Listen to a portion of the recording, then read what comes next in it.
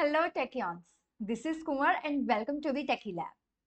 हम कर रहे हैं chemical reactions and equations and आज है हमारा लेक्चर नंबर 2। अब लेक्चर स्टार्ट करने से पहले है दो चीजें।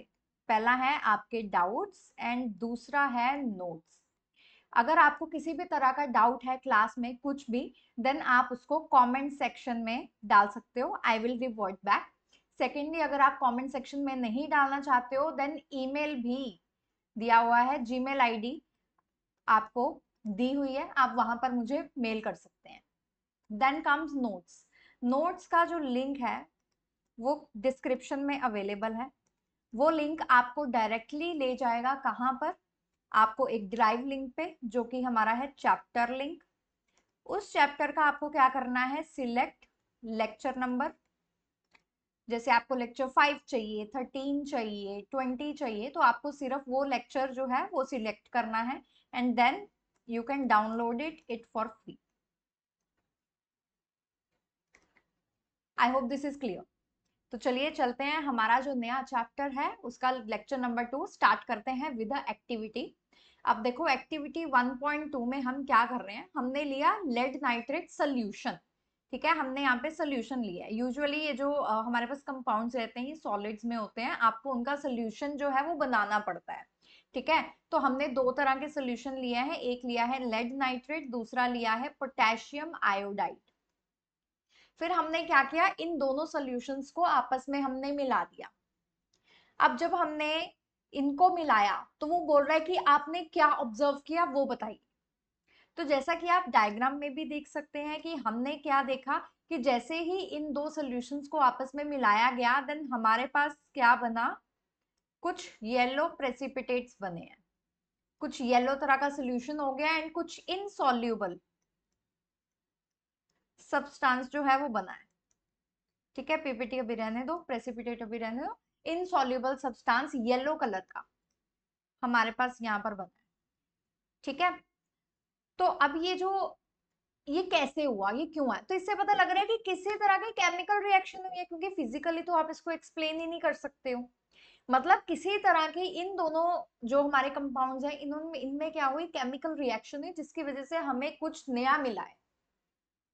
ठीक, तो अब क्या हुआ? हमने क्या लिया था? हमने सॉल्यूशंस लिए थे दो। ठीक है, लिए थे दो। एक था ये हमारे पास क्या है? ये केमिकल फॉर्मूलाज है। ठीक है, ये है लेड नाइट्रेट एंड ये है पोटेशियम आयोडाइड। तो जैसे ही हमने ऐसे किया तो क्या हुआ? एक न्यू कंपाउंड फॉर्म हुआ, न्यू सब्सटेंस फॉर्म्ड। ठीक है, ये हमारे प्रेसिपिटेट्स हैं, येलो प्रेसिपिटेट किसके? Lead iodide. ओके, तो हमने क्या ऑब्जर्व किया एंड फिर क्या कंक्लूड किया? हमने ये देखा कि जैसे ही हमने इन दोनों को मिक्स किया एक केमिकल रिएक्शन होती है, ये हमारी ऑब्जर्वेशन है, जिसके कारण हमें क्या मिला? ब्राइट येलो प्रेसिपिटेट्स मिले हैं। ठीक है, अब ये जो येलो प्रेसिपिटेट्स हैं ये किसके हैं? ये है लेड आयोडाइड के, जो कि इमीडिएटली बन जाते हैं, जैसे ही आप उनको ऐड करते हो तभी वो बन जाते हैं। ठीक है, सो इट्स फास्ट। देन अब ये है उसकी केमिकल इक्वेशन। ऑल्दो अभी हमने केमिकल इक्वेशन में और ज्यादा डिग करना है, बट स्टिल मैं आपको साथ के साथ केमिकल इक्वेशंस दे रही हूँ ताकि आपके लिए चीजों को लिंक करना थोड़ा सा इजी हो जाए एज वी प्रोसीड। अभी इस चीज का आपको सर पे बोझ नहीं लेना है। ठीक है, कि अभी इक्वेशन नहीं पढ़ी, उनको बैलेंसिंग नहीं पढ़ा, कुछ बोझ नहीं लेना है। ठीक है, सिर्फ आपको एक लिंक क्रिएट कर रही हूँ। ठीक है, आपको प्रिपेयर कर रही हूँ कि यस, कि ये जो सब कुछ हम पढ़ रहे हैं, एक्टिविटीज जो पढ़ रहे हैं, उनमें अपनी एक इक्वेशंस हैं। उनमें जो चेंज आ रहा है, वो जो केमिकल चेंज है, केमिकल रिएक्शन जो हो रहा है, उसको हम केमिकल इक्वेशन की फॉर्म में लिख सकते हैं, जो कि क्या है? वो ये है। ओके, तो केमिकल इक्वेशन क्या है? हमने क्या बनाए हैं? हमने सॉल्यूशंस लिए हैं। तो आप देखोगे कि हमने क्या लिखा है? एक्वस लिखा है। ए क्यू मीन्स एक्वस। ओके, तो हमारे पास क्या बना? हमारे पास हमने लेड नाइट्रेट लिया। ठीक है, एंड हमने पोटेशियम आयोडाइड लिया, दोनों को मिक्स किया। दोनों को मिक्स करने के बाद हमारे पास ये है येलो प्रेसिपिटेट या येलो सब्सटेंस या इनसॉल्युबल सब्सटेंस जो हमारे पास बनता है। ठीक है, ये देखो यहाँ पे क्या लिखा है? सॉलिड। ये सॉलिड होता है। ठीक है, बट वही हमारे पास KNO3 बन रहा है, जो कि अगेन क्या है? वो एक्वस है। बट मेन हमारे लिए यही है कि येलो प्रेसिपिटेट क्या है। ठीक है, that's lead iodide, okay, PbI2। चलिए अब देखो, अभी हमने 1.2 एक्टिविटी स्टडी की एंड उसमें हमने देखा कि केमिकल रिएक्शन जो है वो हुई है, केमिकल चेंज आया, केमिकल रिएक्शन हुई है, एंड देन उसका हमने जो केमिकल इक्वेशन होगी वो भी हमने देख ली। अब एक और एक्टिविटी देखते हैं, दैट इज 1.3। अब इसमें उसने क्या बोला कि टेक फ्यू जिंक ग्रैन्यूल्स, मतलब जिंक के छोटे छोटे जो टुकड़े होते हैं ना, हमने वो लेने हैं एंड उसको हमने एक कैनोनिकल फ्लास्क में, टेस्ट ट्यूब में, या आपको उसको किसी फ्लास्क में डालना है, ठीक है। अब उस फ्लास्क में आपको क्या करना है, आपको डालना है हाइड्रोक्लोरिक एसिड या फिर सल्फ्यूरिक एसिड, या फिर हाइड्रोक्लोरिक एसिड या फिर सल्फ्यूरिक एसिड हमने उसमें डालना है। जैसे ही आपने इसको डाला तब आपने क्या ऑब्जर्व किया, व्हाट वर योर ऑब्जर्वेशंस, क्या हुआ?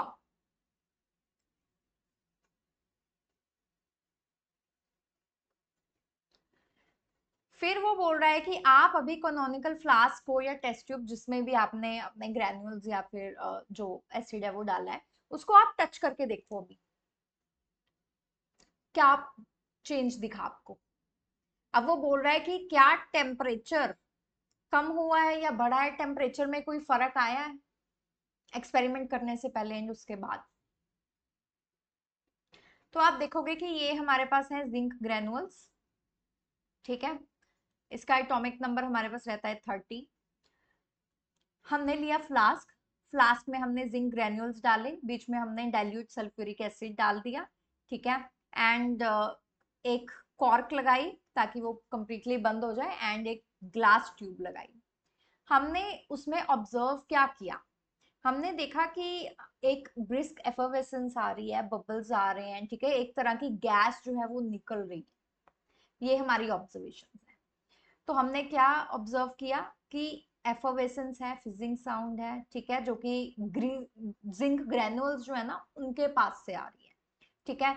एक कलरलेस गैस है जो आ, हमें दिख रही है, ओके, मतलब दिख नहीं रही है, मतलब यू कैन सेंस इट, ठीक है, आप उसको सूंघ सकते हो, आप देख सकते हो, स्टीम होती है कई बारी, ठीक है, स्मोकीनेस होती है, तो आपको एक गैस इवॉल्व होती दिख रही है, बबल से भी आपको पता लगता है कि इधर गैस है, ठीक है।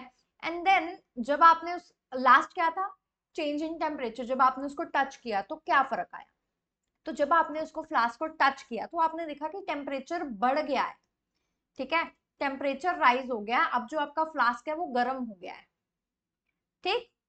अब ये थी हमारी ऑब्जर्वेशंस, अब ये हमने ऑब्जर्व किया, अब हमने लिखनी है इसको कंक्लूड करना है कि ये सब कुछ क्यों हो रहा है। तो कंक्लूजन में क्या है, सबसे पहले एफर्वेसेंस, वो क्यों आ रहा है, because of the hydrogen gas, ठीक है। दूसरा देखो, एक गैस इवॉल्व हो रही है, कौन सी गैस, हाइड्रोजन गैस इवॉल्व हो रही है। तो पहले दो पॉइंट्स का जो रिजल्ट है, जो कंक्लूजन है, जो एक्सप्लेनेशन है, वो ये है कि वो इसलिए हो रहा है क्योंकि हाइड्रोजन गैस फॉर्म हो रही है उसमें, ठीक। देन हमने देखा कि जो टेस्ट ट्यूब या फ्लास्क है वो वार्म हो गया, वो गर्म हो गया है, उसका क्या मतलब है कि हीट रिलीज हो रही है, राइट, हीट क्या हो रही है, रिलीज हो रही है, यही मतलब हुआ। तो मतलब कोई भी ऐसी रिएक्शन जो हीट रिलीज करे ड्यूरिंग द प्रोसेस, उसको हम बोलते हैं एक्सोथर्मिक रिएक्शन, ठीक है। अगर वो एब्जॉर्ब करे तो वो एंडोथर्मिक होगा, अगर रिलीज करे तो एक्सोथर्मिक। ओके, आई होप इसमें किसी को कोई डाउट नहीं होगा, इजी। चलिए अब इसके भी क्या है, केमिकल रिएक्शंस है जो हम इसको स्टडी करेंगे। देखो उसने हमें HCl और H2SO4 दोनों में से कोई भी कहा था, है ना।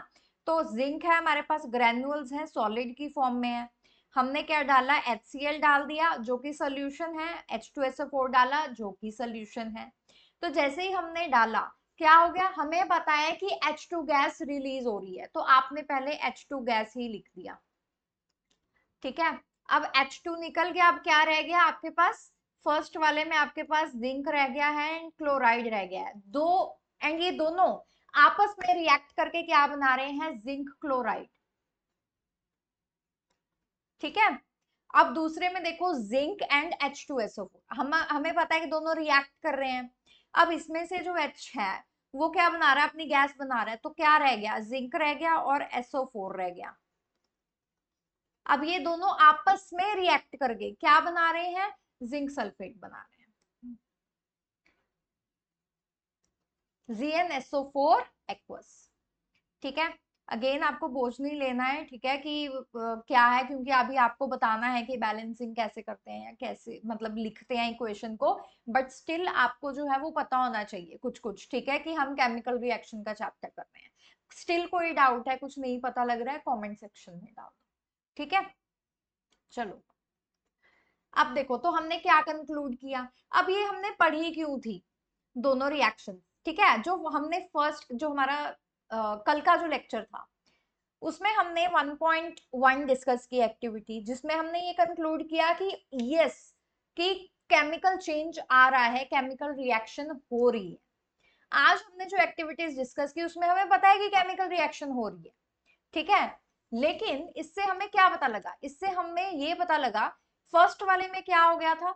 देखो आपके पास वो सॉल्यूशंस वहां पे क्लियर थे, बट कई बार वो मिल्की भी होते हैं, लेकिन वहां पर क्या हुआ था कि आपके पास क्लियर या फिर मिल्की सॉल्यूशन से येलो कलर आ गया था, राइट, एंड स्टेट भी चेंज हो गया था। आपके पास क्या थे, दोनों के दोनों एक्वस से सॉल्यूशन से, एंड बाद में आपके पास क्या बन गया, सॉलिड बन गया।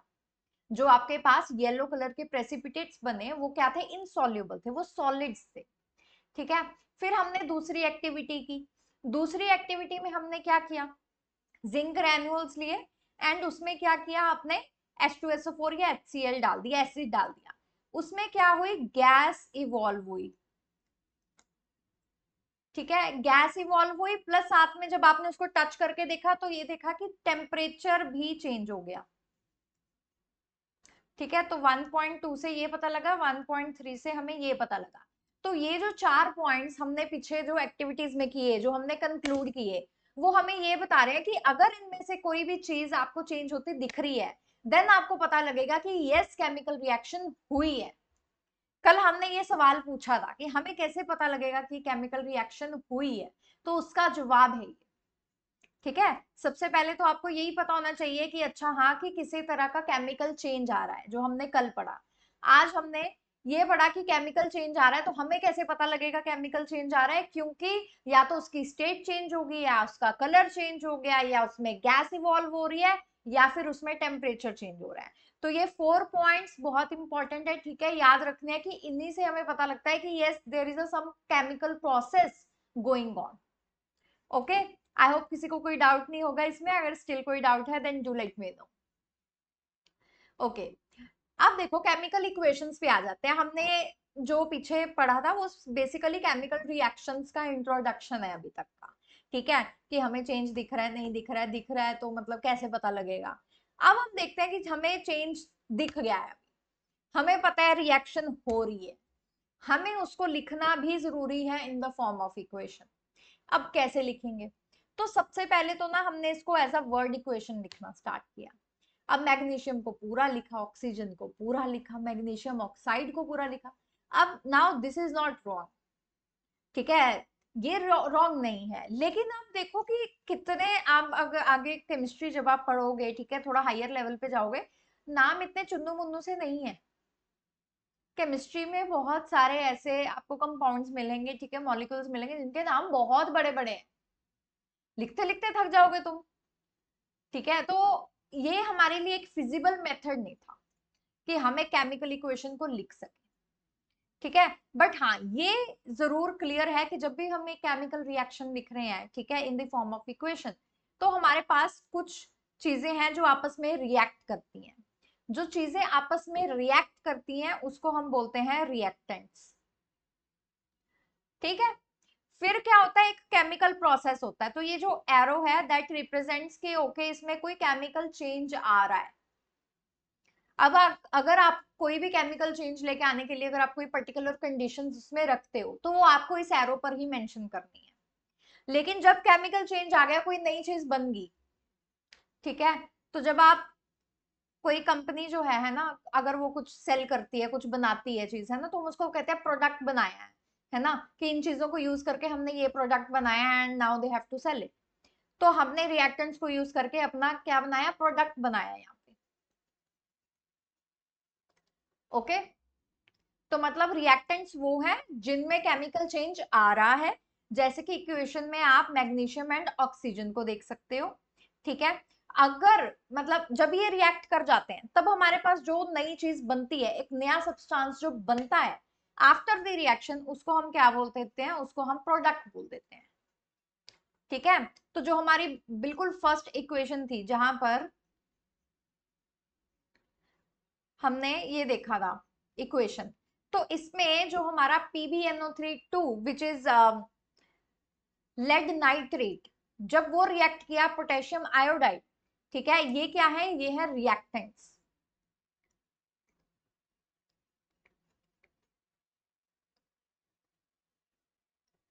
ये क्या है, रिएक्टेंट। ये रिप्रेजेंट कर रहा है एक केमिकल चेंज, एंड हमारे पास क्या बन गए, प्रोडक्ट्स।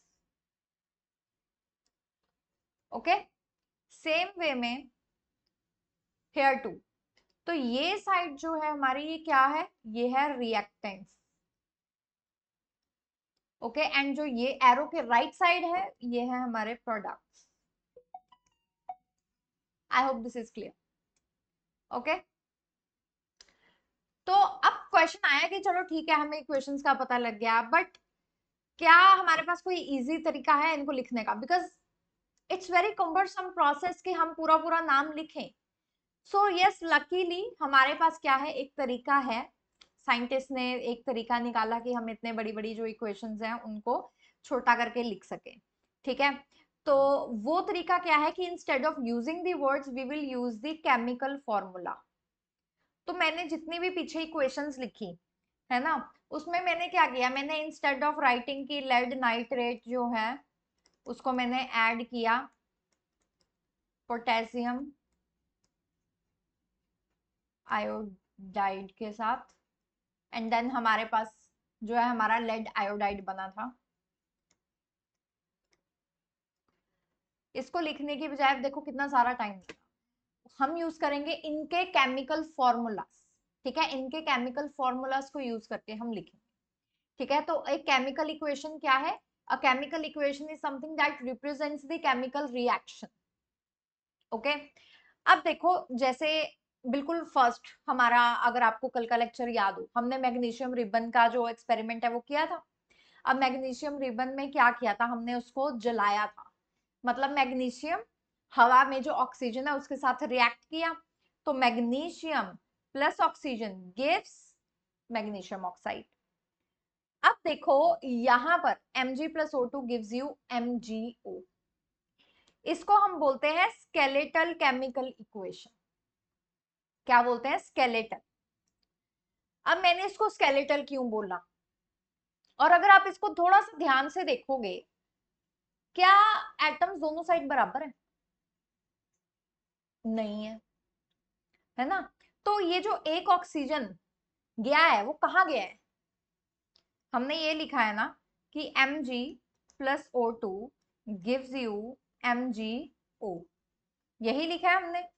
अब देखो कि यहां पर हमारे पास एक Mg है, यहां पर भी एक Mg है, यहां पर हमारे पास दो ऑक्सीजन है, लेकिन यहां पर फिर भी एक है, तो वो जो एक ऑक्सीजन है वो कहाँ गया,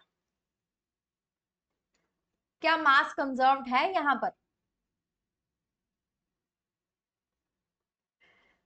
देखो यहां पर हमें मास कंजर्व्ड नहीं दिख रहा, बट इन रियलिटी ये चीज पॉसिबल नहीं है, तो मतलब ये जो इक्वेशन लिखी है वो सही भी नहीं है, ये है एक अनबैलेंस्ड इक्वेशन। अनबैलेंस्ड इक्वेशन में जो मास है वो सेम नहीं रहता दोनों साइड पे, जो नंबर ऑफ एटम्स है वो अनइक्वल होते हैं, वो बराबर नहीं होते हैं। तो एक ऐसी इक्वेशन जिसमें नंबर ऑफ एटम्स दोनों side, left hand side and right hand side बराबर नहीं है, उसको हम अनबैलेंस्ड बोल देते हैं, या फिर हम उसको स्केलेटल केमिकल इक्वेशन बोल देते हैं। ठीक है, कि हाँ ये दो चीजें रिएक्ट की एंड ये बना। ओके, बट बैलेंस में क्या है, वो बोलेगा कि इसके इतने मॉलिक्यूल्स उसके इतने मॉलिक्यूल्स आपस में रिएक्ट करके एक थर्ड सब्सटेंस के इतने मॉलिक्यूल्स बना रहा है। ओके, मतलब एक्स मॉलिक्यूल्स किसी के, वाई मॉलिक्यूल्स किसी सब्सटेंस के, कुछ जेड मॉलिक्यूल्स बनाएगा किसी थर्ड सब्सटेंस की। ओके, जब ऐसा होता है देन इट इज बैलेंस्ड। तो चलिए देखते हैं। अब अगर आप यहां पर देखोगे इस इक्वेशन को, अब देखो यहां पर हमारे पास मैग्नीशियम जो है लेफ्ट हैंड साइड कितने हैं, दो हैं, अगर आप ऑक्सीजन को देखोगे वो कितने हैं, 2 हैं। वही आप राइट हैंड साइड पे देखोगे तो क्या है, मैग्नीशियम। अब देखो 2 से मल्टीप्लाई कर दिया है, मतलब अब आपने नंबर ऑफ जो मॉलिक्यूल्स है वो या नंबर ऑफ एटम्स अभी डबल हो गए। तो Mg के कितने हो गए, 2। एंड वही ऑक्सीजन के कितने हो गए, 2। अब ये दोनों क्या है, left hand side and right hand side आपस में क्या है, बराबर है। तो अब हम कहेंगे कि दीज आर बैलेंस्ड। कोई मास, कोई एटम कहीं नहीं गुम होया और कहीं से खुद उठ के नहीं आ गया है, ठीक है। अब ये दोनों क्या है, बराबर हैं, इक्वल है, इसलिए हम इस इक्वेशन को क्या बोलेंगे, हमें बोलेंगे बैलेंस्ड, कि ये इक्वेशन हमारी क्या है, balanced. I hope this is clear everyone. तो अगर अभी हम बैलेंसिंग केमिकल इक्वेशन की बात कर रहे हैं तो वो हम पढ़ेंगे हमारी नेक्स्ट क्लास में। Till then bye bye and subscribe to the channel and do support us. Please support us by liking this video, subscribing to the channel and sharing it with your friends and show a lot of love to it. Thank you so much and I'll see you in the next class with a new topic. Bye bye.